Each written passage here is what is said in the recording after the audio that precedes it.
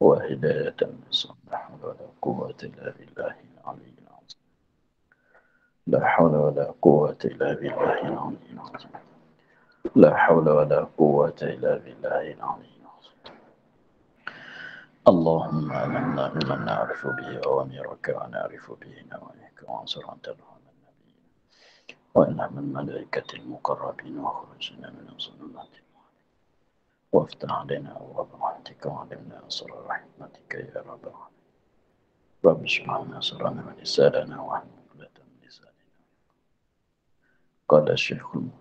قال الشيخ المصنع تعالى نفعنا بعلومه في الدارين آمين. Dan yang berlaku atasnya Syekh Ramli dan seumpamanya Khatib Syarbini, bahwasanya ia seperti muwafiq, maka melakulah ia atas aturan sembahyang dirinya dan mendapat ia akan rakaat dan dimaafkan meninggal dengan imam 3 rukun yang panjang-panjang. Dan yang berlaku atasnya Syekh Ramli dan seumpama Syekh Ramli Khatib Syarbini pada masalah apabila seorang makmum itu dia syak, adakah dia muwafiq ataunya dia ni masbuk. Maka di situ ada khilaf di antara Ibn Hajar dan Ar-Ramli. Yang mana Ibn Hajar tu di dalam kitab Tuffah dan di sini dia katanya dan yang berlaku atasnya Syekh Ramli, maknanya hukum yang berlaku yang menjalani kepadanya oleh Syekh Ramli dan seumpama Syekh Ramli Khatib Syarbini. Syekh Ramli ini di dalam kitab dia nama Nihayah atau nama penuhnya ialah Nihayatul Muhtaj. Dan seumpamanya Khatib Syarbini. Khatib Syarbini di dalam kitabnya nama Mughni.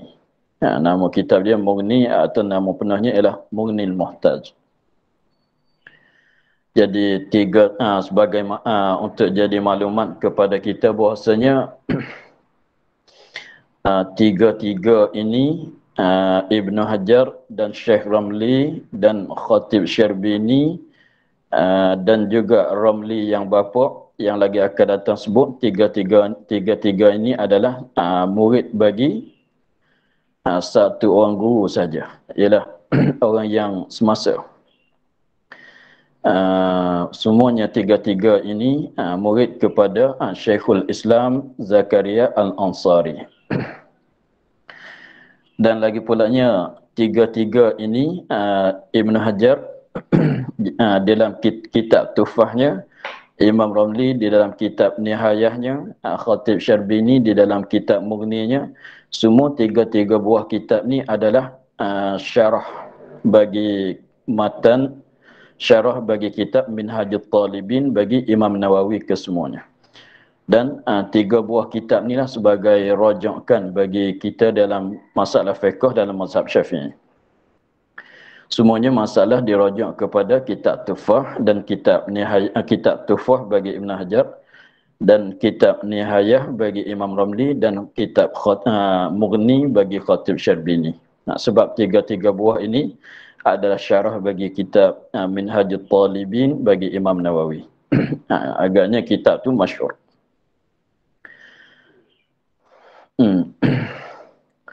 Dan yang berlaku atasnya Syekh Ramli dan seumpama Syekh Ramli Khatib Syarbini bahwasanya ia makmum yang syak tadi seperti hukum dianya seperti muwafiq.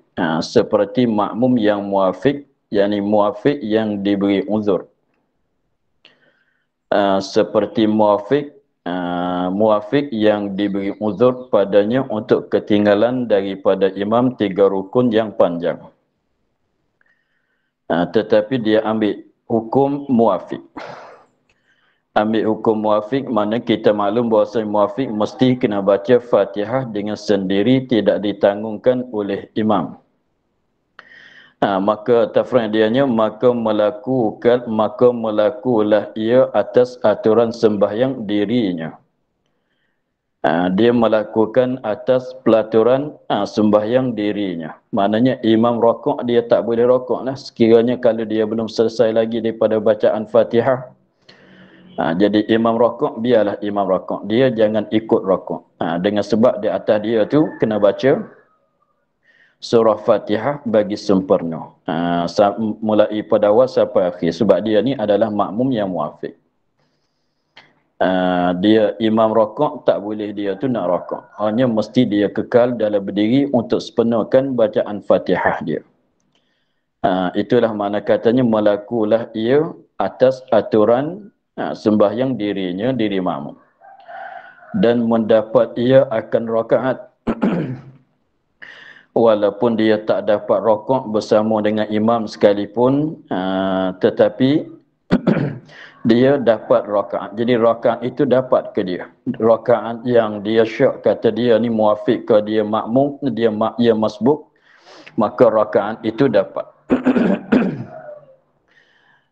Tak sama dengan Ibn Hajar. Ibn Hajar dia ambil ihtiyat. Jadi rakaat tu tak dapat, malaikat dapat tamak ninah bersama dengan imam. Adapun dia dapat semata-mata. Dan dimaafkan ketinggalan dengan imam 3 rukun yang panjang-panjang. Maknanya untuk nak sepenuhkan Fatihah dia, dengan sebab dia syak, maka ambil hukum muafiq yang diberi uzur, uzur untuk ketinggalan daripada imam 3 rukun yang panjang. Mana imam rokok, dia belum selesai lagi. Jangan rokok lah. Sepenuhkanlah bacaan Fatihah. Imam i'tidal, kalau dia belum sepenuh lagi, jangan bacalah, teruslah. Apabila selesai dia daripada bacaan Fatihah, padahal imam tak masuk rukun yang keempat lagi, maka dia rokok, dia i'tidal hingga sampai terusnya.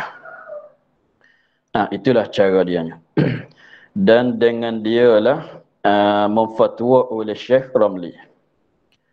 Dan dengan dialah dengan yang berlaku atasnya oleh Syekh Ramli tadi, sebab kemarin tu kita dah beritahu katanya Syekh Ramli yang tadi tu pengarang kitab Nihayah tu ialah Syekh Ramli yang anak, nama dia Syamsuddin. Adapun di sini memfatwa oleh Syekh Ramli ialah Syihabuddin Ar-Ramli. Itu ialah bapa. Jadi Syekh Ramli di sini yang memfatwa oleh Syekh Ramli ialah Syekh Ramli, nama dia Syihabuddin, bapa bagi Syamsuddin Ar-Ramli. Dan Zahir Imdad, dan Zahir daripada ibarat kitab Imdad bagi Ibn Hajar juga. Dan Zahir Imdad, Zahir ibarat kitab Imdad, Zahir cakapan kitab Imdad cenderung kepadanya, kepada yang difatwa oleh Syekh Ramli. Itulah.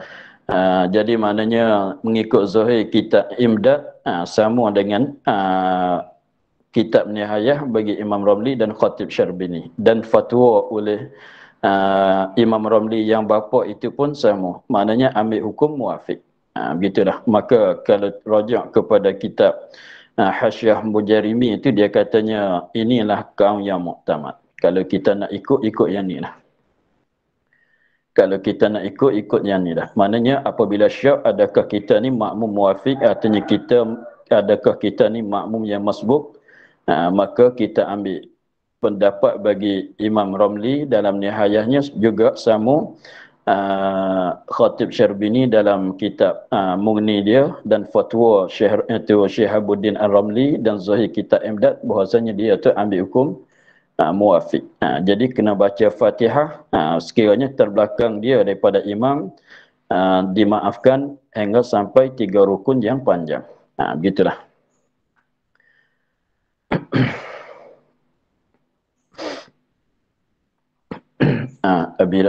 Habis di situ masalah yang ke-10.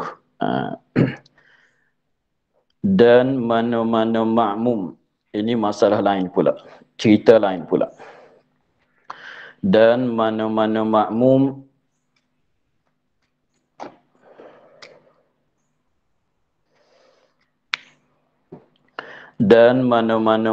yang muafik dibenarkan dia meninggal dengan imam hingga 3 rukun yang panjang, maka jika sekira-kiranya tiada dapat sempurna ia akan Fatihah lagi hingga masuk imam rukun yang keempat, ialah berdiri atau duduk tasyahud. Maka memilih ia akan salah satu daripada 2 perkara. Pertama, ia mengikut imam pada rukun yang keempat.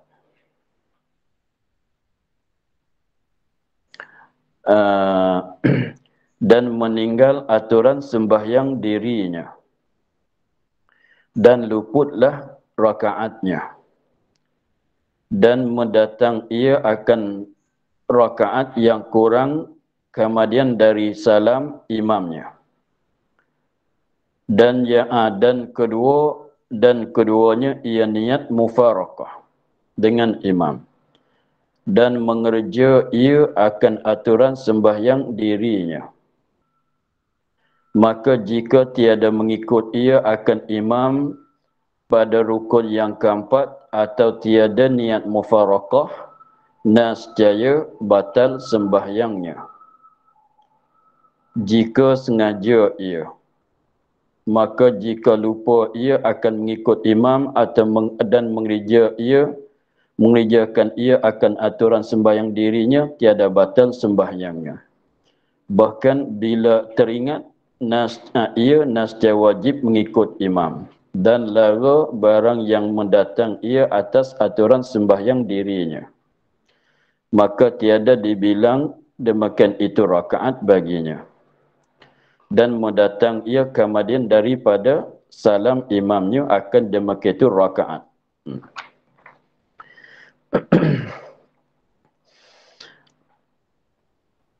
Dan mana-mana makmum yang muafik. Dan mana-mana makmum yang muafik daripada masalah dulu-dulu tadi tu, semuanya masalah yang pertama ialah makmum yang lambat bacaan, masalah yang kedua ialah makmum yang syak ia sebelum rakaat dan kami pada rakaat imam, semuanya makmum muafik ke semuanya, dan dimaaf dia tu untuk dan dimaaf kepada dia dengan sebab dia tu kena sepenuhkan bacaan Fatihah, dimaaf untuk meninggal daripada imam terbelakang dia daripada imam 3 rukun yang panjang. Dia katanya dan mana-mana makmum yang muafik. Makmum yang muafik wajib mesti mempenuhkan bacaan Fatihah mulai daripada awal sampai di akhir. Dan juga dia tu dimaaf untuk ketinggalan daripada imam 3 rukun yang panjang dengan sebab ada uzur seperti uzur-uzur yang disebut tadi. Dan mana-mana makmum yang muafik dibenarkan dia, dibenar tu maknanya dimaaf. Dibenarkan dia, yakni dimaafkan dia meninggal, yakni terbelakang, meninggal dengan imam, mana terbelakang daripada imam hingga 3 rukun yang panjang.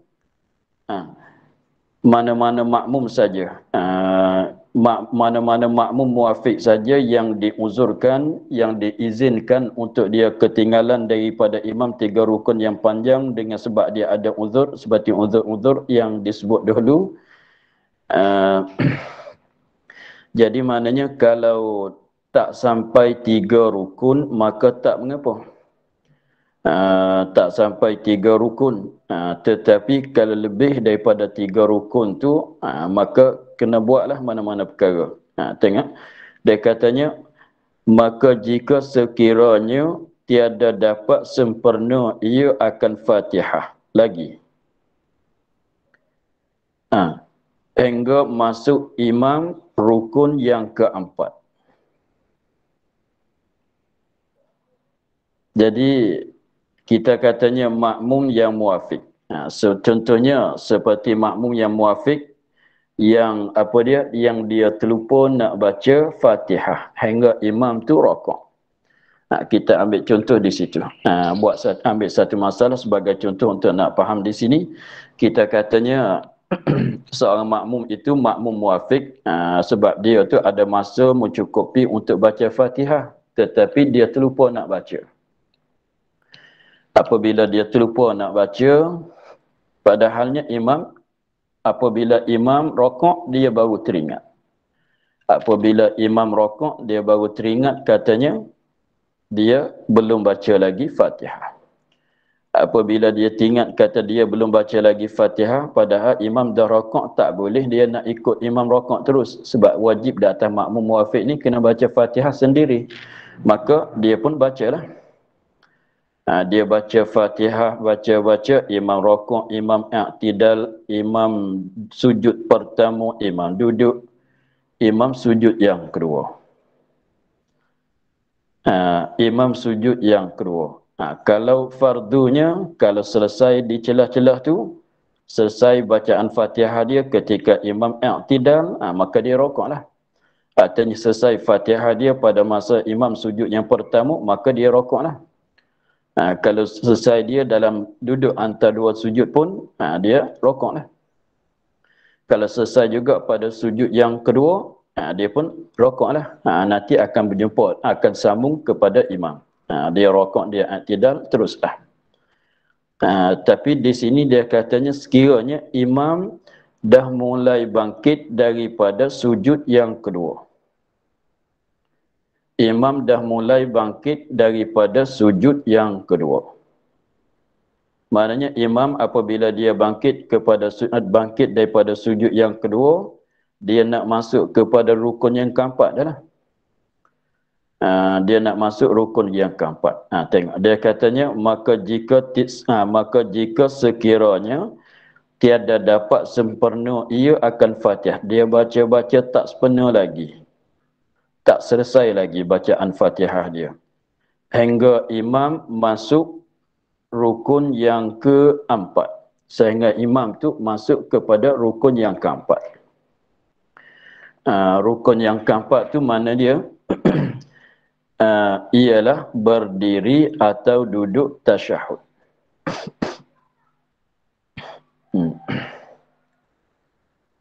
Ialah berdiri, hingga imam itu masuk rukun yang keempat, maknanya imam bangkit daripada sujud yang kedua untuk berdiri. Sebab kenapa katanya untuk berdiri? Sebab rakaat itu bukan rakaat yang akhir. Rakaat yang kata tadi itu, yang kata dia terlupa tu, bukan rakaat yang akhir. Kalau bukan rakaat yang akhir, maknanya selepas pada sujud yang kedua tu, imam akan berdiri pula lah. Lepas tu, duduk istirahat kita tak kira. Duduk tasyahud awal pun kita tak kira juga. Kira katanya kalau rakaat tu bukan rakaat yang terakhir bagi imam, mana imam akan berdiri lah selepas pada sujud yang kedua itu. Kalau tanya macam mana duduk istirahat, macam mana duduk tasyahud awal, tak dibilang di sini. Memanglah tak dibilang sebabnya kedua-dua itu adalah sunat. Duduk istirahat sunat, bukan dia rukun. Tasyahud awal pun bukan dia sunat, bukan dia rukun, adalah dia tu sunat. Walaupun tinggi sikit, ia disunat ab'ad. Jadi maknanya kalau rakaat itu bukan rakaat yang akhir, mana imam akan berdiri. Rukun yang keempat tu kena berdiri. Sekiranya kalau rakaat itu bukan rakaat yang akhir. Atau duduk tasyahud. Memanglah kalau rakaat itu ialah rakaat yang akhir bagi imam, maka selepas pada sujud yang kedua itu ialah duduk tasyahud. Begitulah. Dia dua tu saja. Sebab selepas mana rukun yang kita buat selepas pada sujud yang kedua tu ada dua ni saja. Rukun yang dibuat selepas pada sujud yang kedua ada dua ni saja. Satunya berdiri, sebab rakaat itu bukan rakaat yang akhir. Yang keduanya, selepas pada sujud yang kedua itu ialah duduk tasyahud. Sebab ini kalau rakaat yang akhir bagi imam.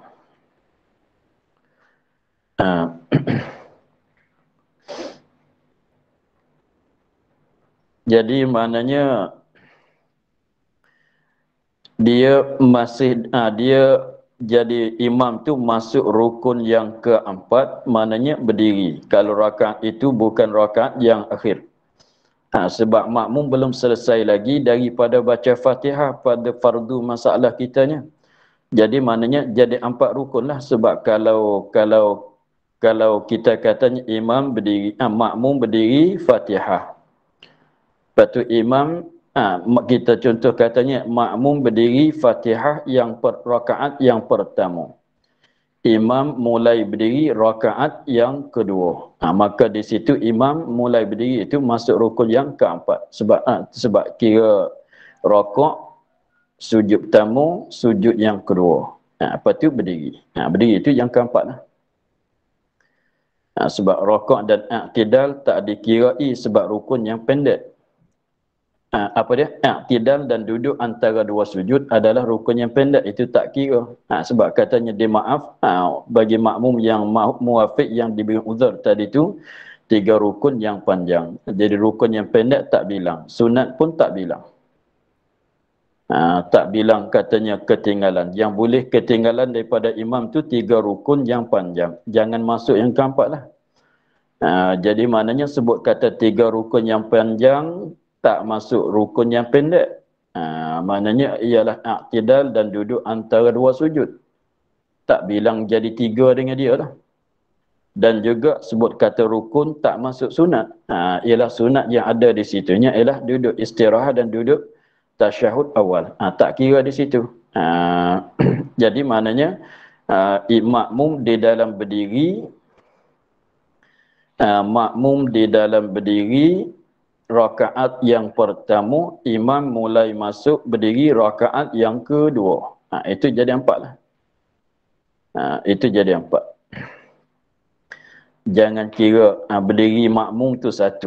Berdiri makmum tu 1. Rakaat tu 2. Yang keduanya rakaat. Yang ketiganya sujud yang pertama. Yang keempat sujud yang kedua. Yang keempatnya sujud yang kedua. Yang kelima berdiri imam. Itu tak kira begitu. Jadi maknanya tempat yang berada makmum tak kira. Tempat yang imam ada tak kira. Sebab tu kalau kita katanya 3 rukun yang panjang, kalau imam tu di dalam sujud yang pertama,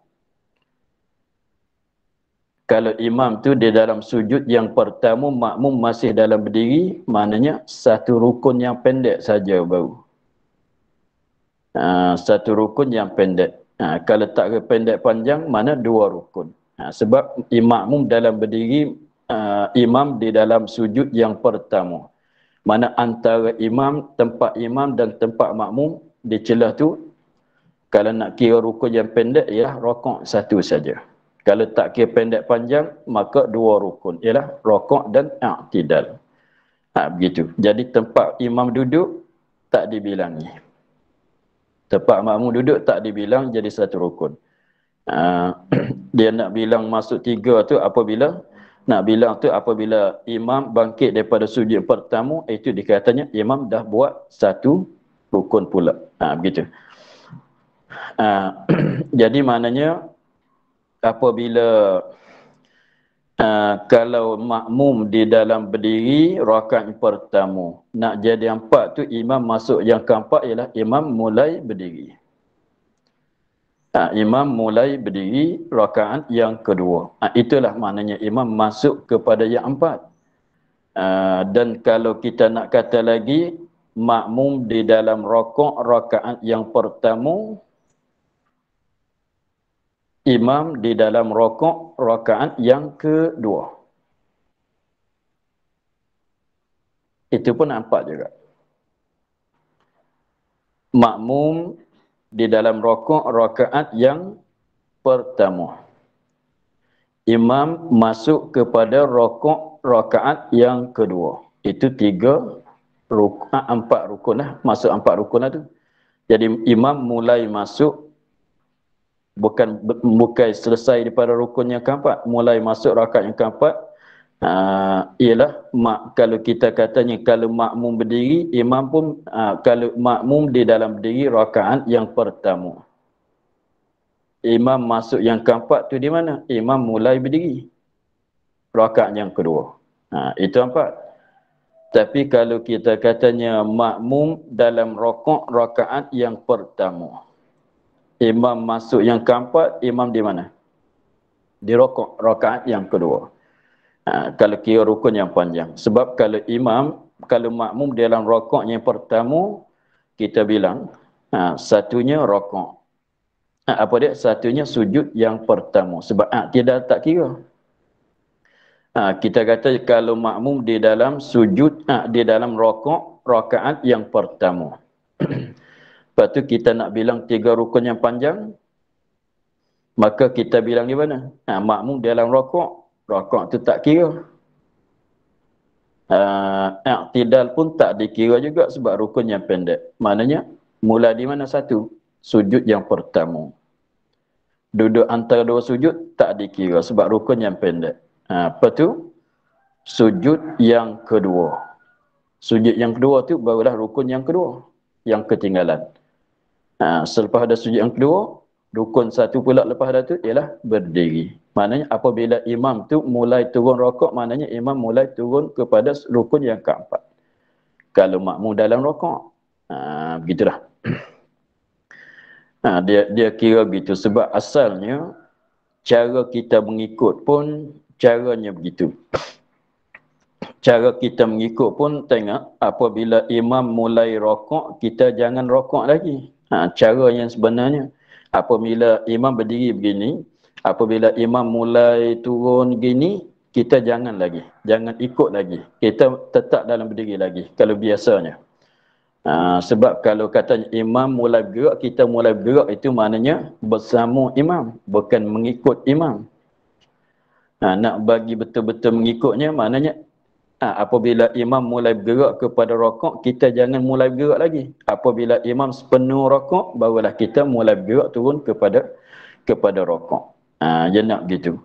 Lepas tu kalau sekiranya kalau nak jadi rupa ketinggalannya, maknanya kalau imam di dalam rakaat, kita di dalam diri, itu tak maknanya kita belakang daripada imam tak sampai satu rukun.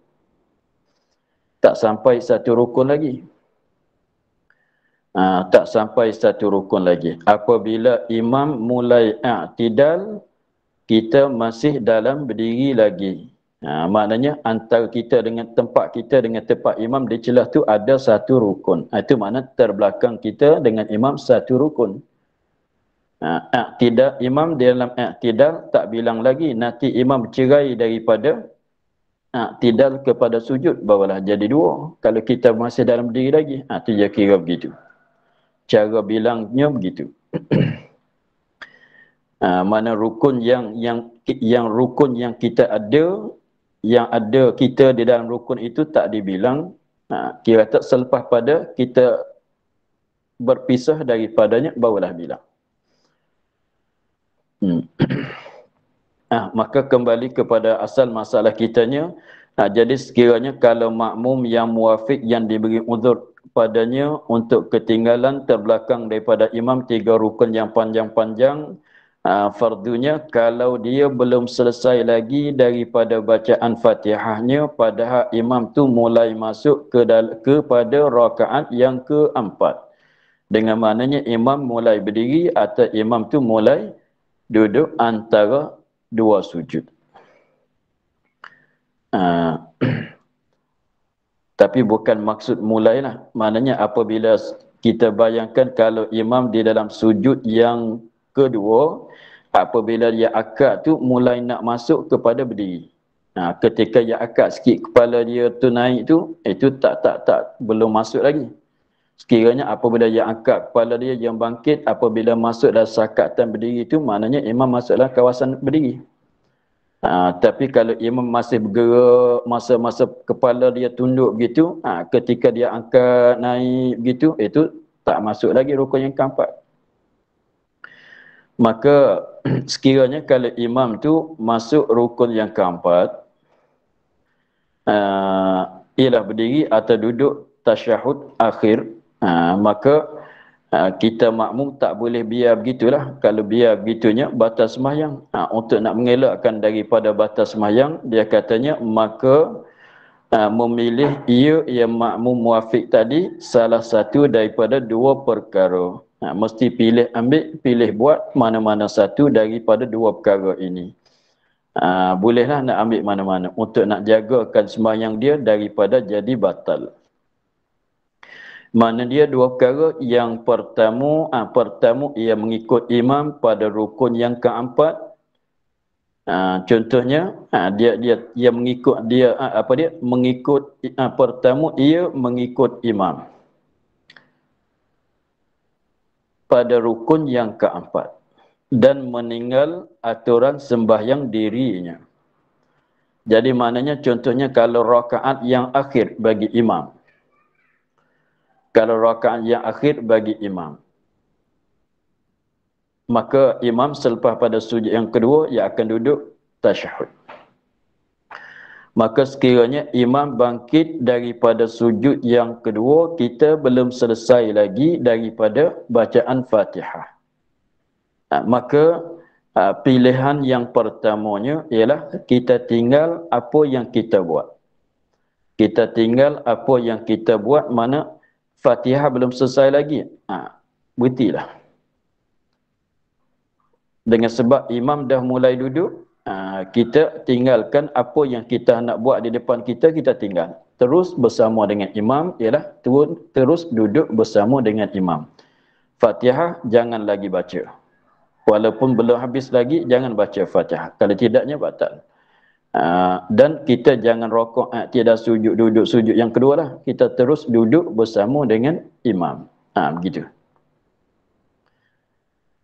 Itu kalau rakaatnya terakhir. Tetapi kalau rakaat yang bukan rakaat yang akhir, kita mesti kena mengikut imam. Maknanya kalau kita belum selesai lagi daripada bacaan Fatihah, padahal imam bangkit berdiri rakaat yang lain pula, maka kita ketika itu sedang baca Fatihah kan.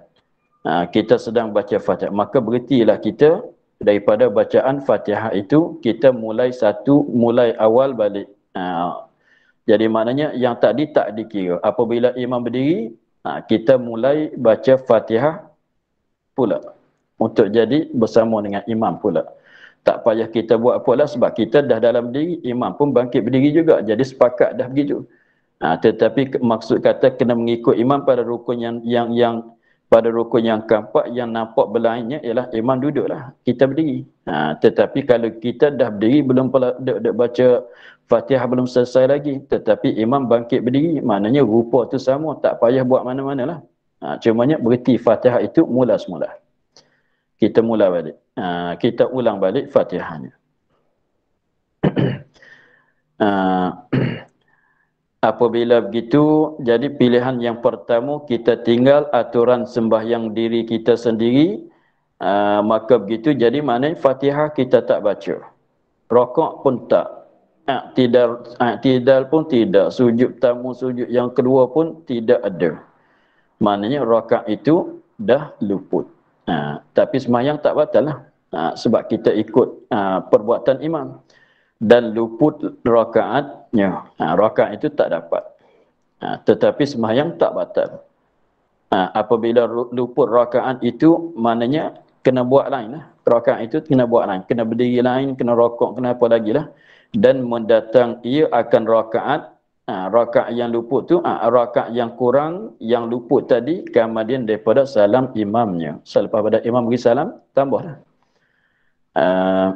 Sebab tu kita jangan pelik Kita tengok makmum ni dia mula mengikut imam pada rakaat yang pertama lagi.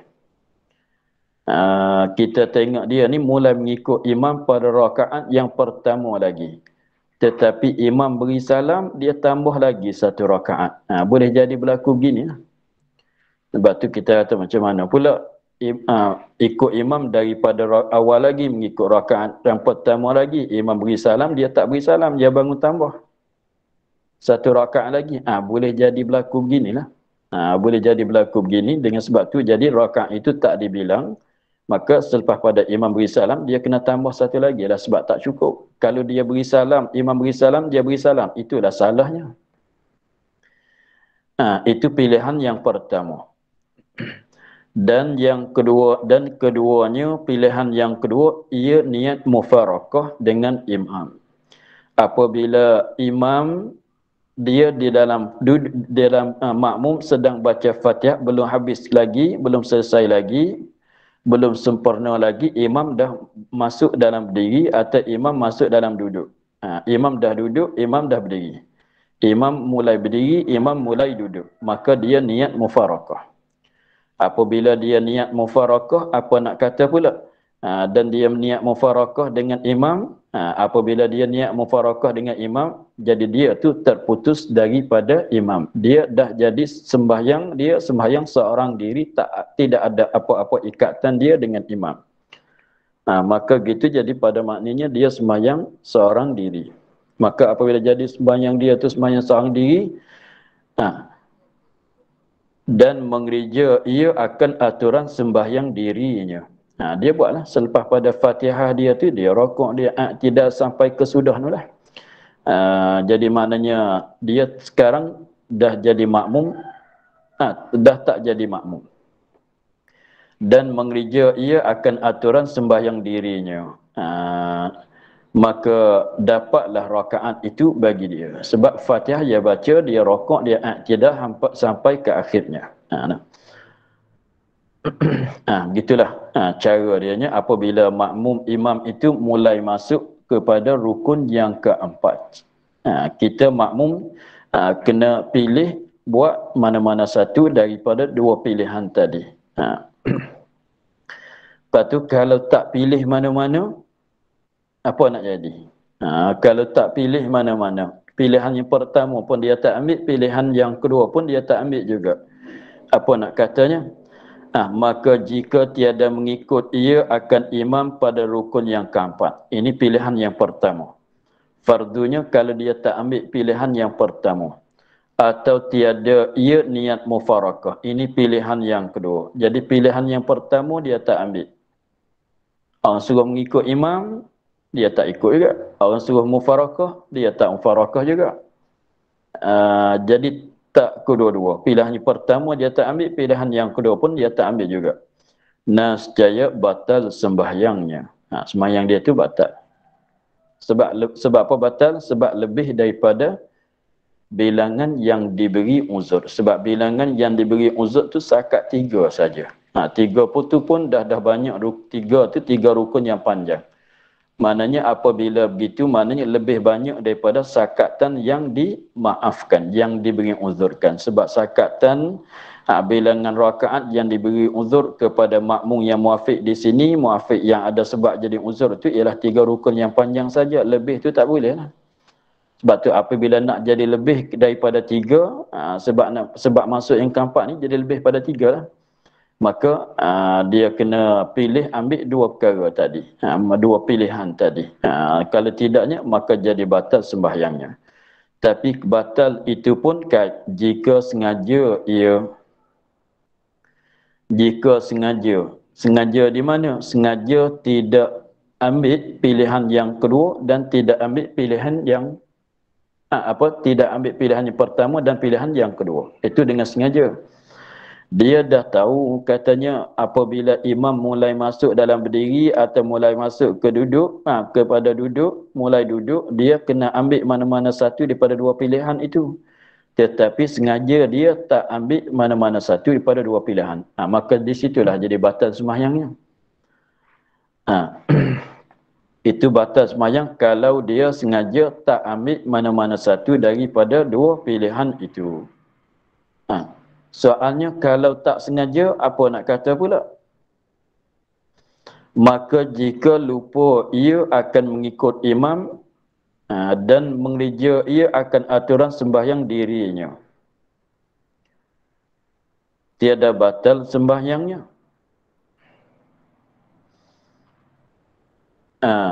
Maka jika lupa ia akan mengikut imam. Maka jika lupa ia akan mengikut imam. Contohnya kita di dalam berdiri, imam mulai duduk. Tasyahud akhir. Lepas tu sepatutnya kita kena buat macam mana? Kena pilih mana-mana satu pada dua pilihan. Tapi terlupa. Terlupa nak ikut imam. Terlupa nak niat mufarakah. Jadi pening juga dia pun. Aku nak buat macam mana ni? Tak ingat. Dah belajar tapi masa jadi tu, masa berlaku tu terlupa hukumnya. Nak buat macam mana? Dia terlupa. Nak ikut imam pun terlupa nak buat. Nak mufarakah pun lupa nak buat. Tak tahu nak buat macam mana. Maka jika lupa, ia akan mengikut imam. Dengan sebab dia terlupa, ia teruslah baca Fatihah dia. Dia rokok dia apa dah.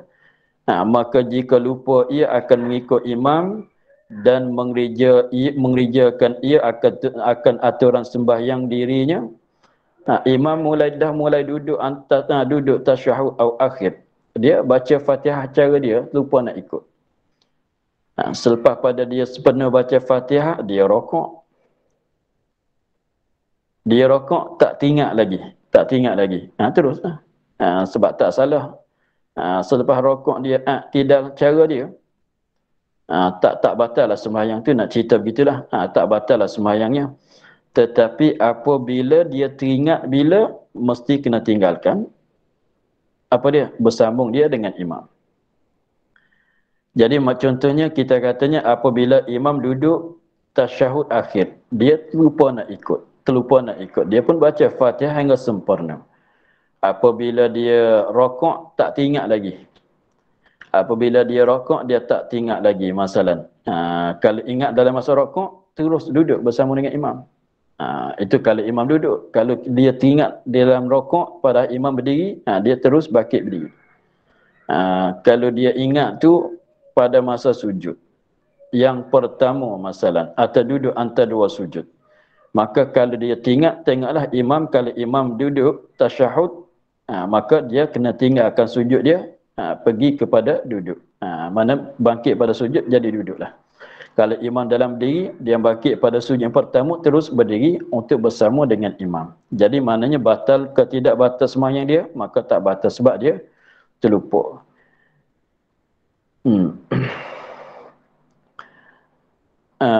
Tengok, dia katanya, maka jika lupa ia akan mengikut imam dengan sebab dia lupa nak ikut imam dan dia mengeja ia akan aturan sembahyang dirinya. Dia terlupa nak ikut, dia terus cara dia lah.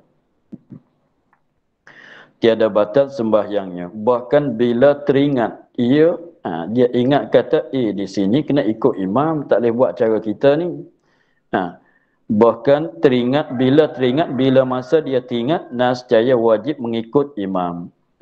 Contohnya dia sujud yang pertama, dia ingat tak, kena ikut imam ni. Tinggalkanlah sujud itu. Duduklah bersama imam kalau imam duduk, berdirilah bersama imam kalau imam tu berdiri. Dan lara barang yang mendatang ia atas aturan sembahyang dirinya. Lara tu mana tak dikirakan. Tak jadi, tak dikira. Buat macam tak buat. Tu lara, sia-sia. Buat macam tak buat, tak dikirakan. Dan lara barang yang mendatang ia atas aturan sembahyang dirinya. Yang dia buat tadi tu tak dikirai. Sebab benda yang kita buat dengan secara terlupa tak dikirai. Benda yang kita buat dalam masa terlupa tu tak dikira. Sebab tu kita buat dengan kita berjalan, kita apanya, kita berjalan banyak, kita bergerak lebih pada 2 kali, tapi terlupa kata kita sembahyang tu tak dikirai. Sebab tu tak batal sembahyang. Sebab benda yang kita buat dalam masa yang terlupa tak diambil salah. Tak diambil salah. Sebab tu cumanya dan lagi pulanya tak dikira benda yang kita buat atas jalan terlupa. Sebab tu lara barang yang mendatang yang mengereja ia atas aturan sembahyang dirinya. Itu tak kira. Walaupun kita katanya imam duduk tasyahud akhir. Dia pun terlupa nak ikut imam. Dia baca Fatihah sampai akhir. Dia rokok, dia i'tidal, dia sujud pertama, dia duduk, dia sujud yang kedua, dia duduk bersama dengan imam. Ketika dia duduk bersama dengan imam, barulah dia teringat kata apa dia? Dia kena mengikut imam. Tetapi sekarang dia dah duduk bersama dengan imam. Maka itu tak dikirai. Tak dikirai. Walaupun kalau kiranya pada zahir dia Fatihah dah sepenuh dia buat. Dia baca rokok dia dah rokok, i'tidal pun dia dah, i'tidal sujud pertama pun dah siap, sujud duduk antara dua sujud pun dah, duduk antara sujud yang kedua pun dah buat. Sebab sekarang dia duduk bersama dengan imam dah, tetapi teringat di situ katanya dia terlupa nak ikut. Maka benda yang dia buat tadi tu dilarakan, tak dibilangi. Sebab apa? Sebab dia buat dia buat perkara yang disebut tadi buat atas jalan terlupa. Maka setiap perbuatan dibuat atas jalan terlupa tak dikirai.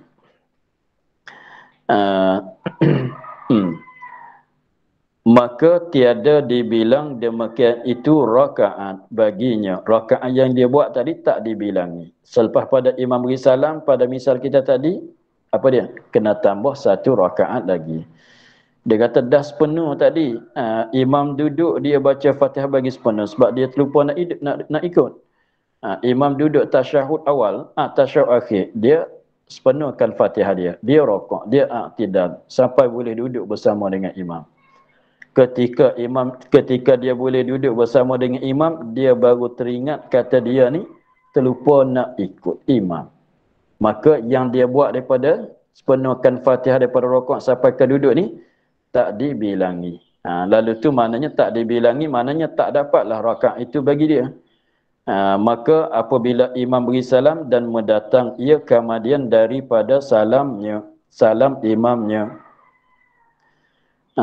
dan mendatang ia kemudian daripada salam imamnya, akan demikian itu rakaat.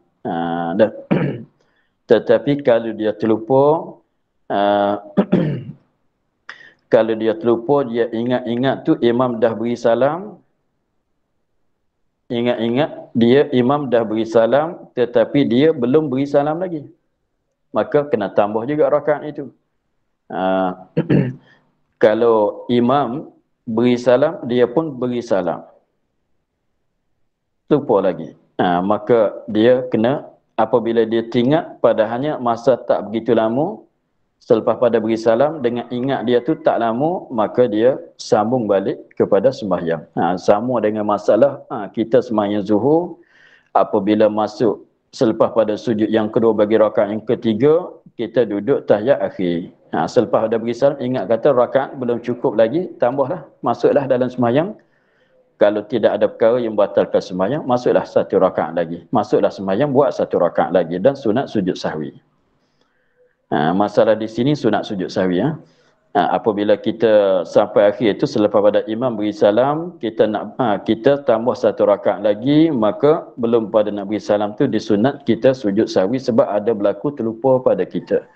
Sebab masuk dalam kaedah katanya benda ni kalau sengaja batal, kalau lupa dimaaf, tetapi sunat disujud sahwi.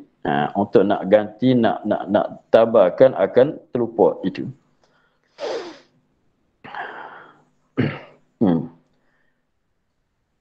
Begitulah tiap-tiap orang muafik hukumnya. Begitulah mana seperti yang dihurai tadi, yang disebut tadi, hukum bagi tiap-tiap makmum yang muafik yang diberi uzur kepadanya. Begitulah tiap-tiap orang muafik, tiap-tiap makmum yang muafik hukumnya. Hukum makmum muafik yang diberi uzur untuk ketinggalan pada imam, begitulah sebagai dihurai tadi. Adapun makmum muafik was-was bahawa mengulang-ulang ia akan kalimah-kalimah daripada ketiadaan mewajibkan ulang, maka tiada dibilangkan uzur. Maka wajib ia sempurnakan Fatihah sebelum imam turun kepada sujud. Nampaknya masa tu dah akhir. Kita akhir di situ dululah. Katanya adapun makmum muafiq was-was bahawa mengulang-ulang ia akan kalimah-kalimah daripada ketiadaan wajibkan ulang. Wallahu a'lam, alhamdulillah rabbil alamin. A'udzu billahi minasyaitonir rajim. Bismillahirrahmanirrahim. Alhamdulillah rabbil alamin wassalatu wassalamu ala asyrafil anbiya'i wal mursalin wa ala alihi wa sahbihi ajma'in. اللهم افتح لنا فتوح العارفين ونور قلوبنا من نورك الكريم واجعل أعمالنا خالصة لوجهك الكريم. اللهم إنا نستدعوك ما قرأناه وما حفظناه وما سمعناه فرد علينا وافتح يدينا. سبحان ربك رب العزة عما يصفون وسلام على المرسلين والحمد لله رب العالمين. Terima kasih Baba. Assalamualaikum. Terima kasih Baba. Assalamualaikum. Terima kasih Baba. Terima kasih Baba. Assalamualaikum. Terima kasih Baba. Assalamualaikum. Baba. Assalamualaikum.